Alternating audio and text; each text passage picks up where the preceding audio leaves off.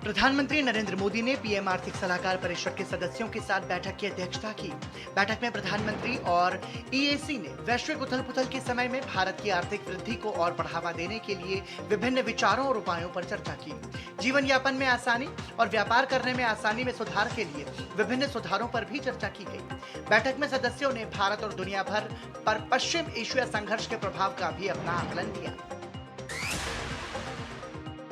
पश्चिम बंगाल में तृणमूल नेता गोपाल दास के घर से बड़ी संख्या में हथियार बरामद हुए हैं। मुख्यमंत्री शुभेंदु अधिकारी ने सोशल मीडिया प्लेटफॉर्म एक्स पर एक वीडियो साझा करके पश्चिम बंगाल पुलिस एसटीएफ टीम की सराहना की है। शुभेंदु अधिकारी ने लिखा कि कुमराखाली, बसंती और संदेशखाली क्षेत्रों में सरबेरिया बाजार के पास कई जगहों पर छापेमारी की गई, जिसमें अवैध हथियार और गोला बारूद जब्त किया गया। उन्होंने कहा कि पिछली सरकार के दौरान वर्षों तक ऐसे हथियार जमा किए गए थे, जिससे नागरिकों में डर फैलता था और विपक्षी दलों के कार्यकर्ताओं को नुकसान पहुंचता था।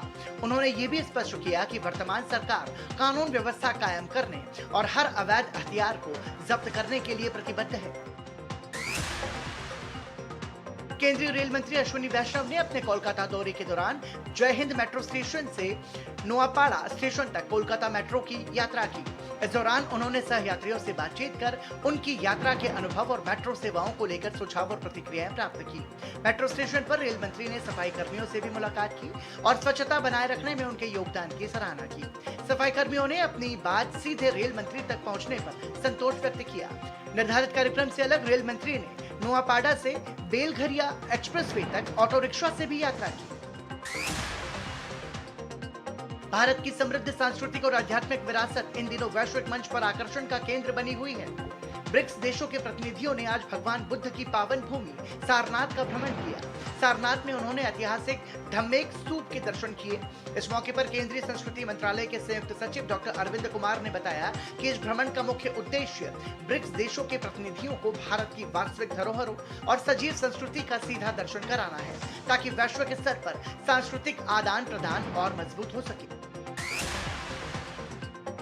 मौसम विभाग ने बताया कि दक्षिण पश्चिम मानसून पूरी तरह से गोवा में पहुंच चुका है। केरलम में 4 जून को मानसून के प्रवेश के बाद ये तेजी से आगे बढ़ा है और 5 जून तक दक्षिण गोवा के हिस्सों को ढक चुका था।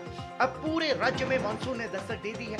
मौसम वैज्ञानिक नहुष प्रकाश कुलकर्णी के मुताबिक गोवा के पास सक्रिय मौसम प्रणाली के कारण मानसून इतनी तेजी से आगे बढ़ा है। पुराने गोवा में कल 80 मिलीमीटर बारिश रिकॉर्ड की गई। अगले 5 दिनों में पूरे राज्य में मध्यम बारिश और कुछ स्थानों पर भारी बारिश की संभावना है। मौसम विभाग ने येलो अलर्ट जारी किया है।